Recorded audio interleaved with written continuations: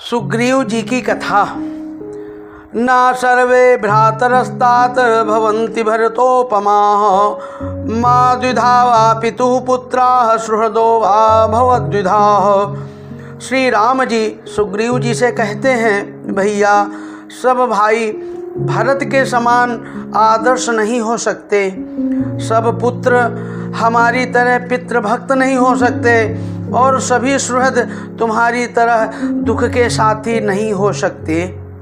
सभी संबंधों के एकमात्र स्थान श्री हरि ही हैं। उनमें जो भी संबंध जोड़ा जाए उसे वे पूरा निभाते हैं।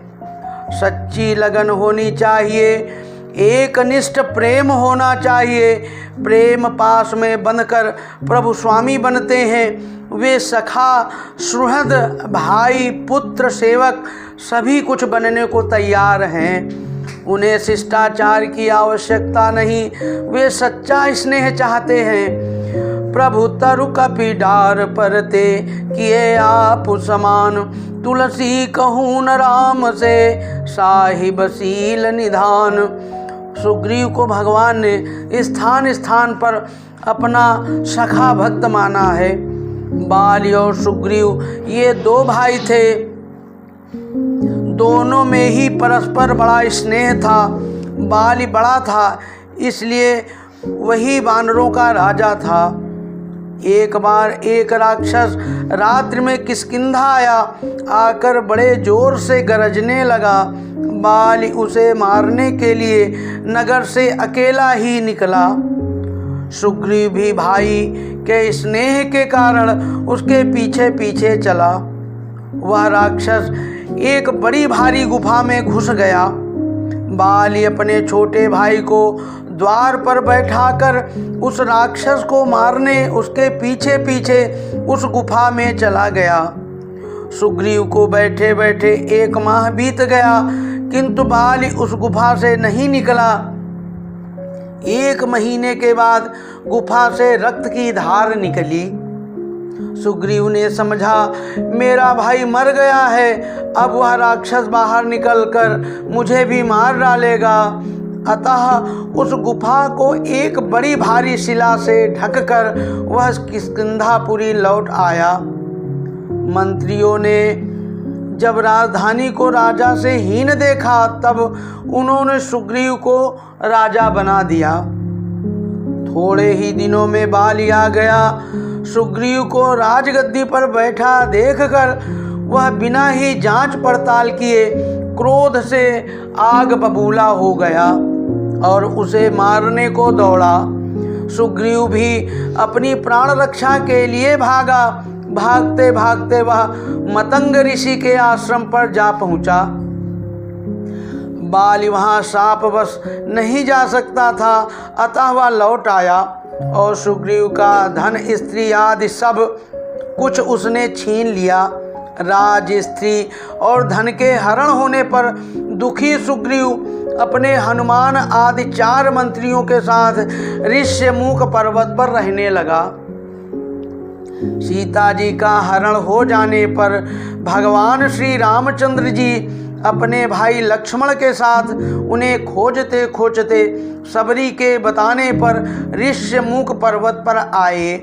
सुग्रीव ने दूर से ही श्री राम लक्ष्मण को देखकर हनुमान जी को भेजा। हनुमान जी उन्हें आदर पूर्वक ले आए। अग्नि के साक्षी भाव में श्री राम एवं सुग्रीव में मित्रता हुई। सुग्रीव ने अपना सब दुख भगवान को सुनाया। भगवान ने कहा, मैं बाली को एक ही बाण से मार दूंगा। सुग्रीव ने परीक्षा के लिए अस्त्र समूह दिखाया। श्री राम जी ने उसे पैर के अंगूठे से ही गिरा दिया। फिर 7 ताड़ वृक्षों को एक ही बाण से गिरा दिया। सुग्रीव को विश्वास हो गया श्री राम जी बाली को मार देंगे। सुग्रीव को लेकर श्री राम जी बाली के यहाँ गए। बाली लड़ने आया। दोनों भाइयों में बड़ा युद्ध हुआ। अंत में श्री रामचंद्र जी ने उत्तक कर एक ऐसा बाण बाली को मारा कि वह मृत्यु को प्राप्त हो गया। बाली के मरने पर श्री राम जी की आज्ञा से सुग्रीव राजा बनाए गए और बाली के पुत्र अंगद को युवराज का पद दिया गया। उसके पश्चात सुग्रीव ने वानरों को इधर उधर श्री सीता जी की खोज के लिए भेजा और श्री हनुमान जी द्वारा सीता जी का समाचार पाकर वे अपनी असंख्य वानरी सेना लेकर लंका पर चढ़ाई की। वहां उन्होंने बड़ा पुरुषार्थ दिखलाया। सुग्रीव ने संग्राम में रावण तक को इतना छकाया कि वह भी इनके नाम से डरने लगा। लंका विजय करके ये भी श्री राम के साथ श्री अवधपुरी आए और वहां श्री राम जी ने उनका परिचय कराते हुए गुरु वशिष्ठ जी से कहा, ये सब सखा सुनो मुनि मेरे, भय समर सागर कहाँ बेरे, मम हित लागी जन्म इन हारे, बरत हूँ ते मोहि अधिक प्यारे। श्री राम जी ने सुग्रीव जी को स्थान स्थान पर प्रिय सखा कहा है और अपने मुख से स्पष्ट कहा है कि तुम्हारे समान आदर्श निस्वार्थ सखा संसार में बिरले ही होते हैं। श्री राम जी ने थोड़े दिन में इन्हें अवधपुरी में रखकर विदा कर दिया। ये भगवान की लीलाओं का स्मरण कीर्तन करते हुए अपनी पुरी में रहने लगे। अंत में जब भगवान निज लोक पधारे तब ये भी आ गए और भगवान के साथ ही साकेत गए। सुग्रीव जैसे भगवत कृपा पात्र सखा संसार में बिरले ही होते हैं। उनका समस्त जीवन राम काज और राम स्मरण में ही बीता। यही जग में जीवन का परम लाभ है।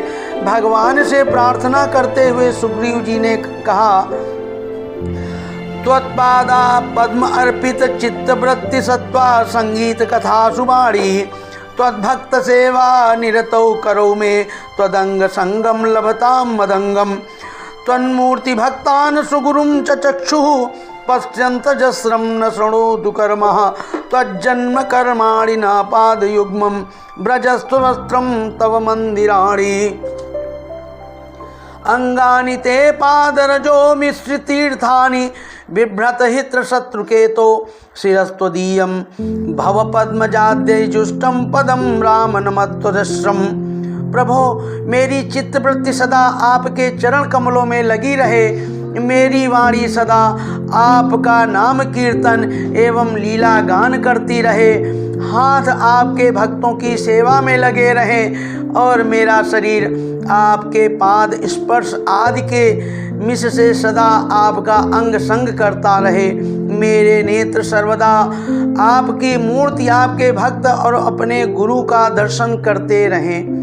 कान निरंतर आपके दिव्य जन्म कर्मों की कथा सुनते रहें और मेरे पैर सदा आपके मंदिरों की यात्रा करते रहें। हे गरुड़ध्वज, मेरा शरीर आपकी चरण रज से युक्त तीर्थोदक को धारण करे और मेरा सिर निरंतर आपके उन चरणों में प्रणाम किया करे जिनकी शिव और ब्रह्मा आदि देवगण भी सदैव सेवा करते हैं।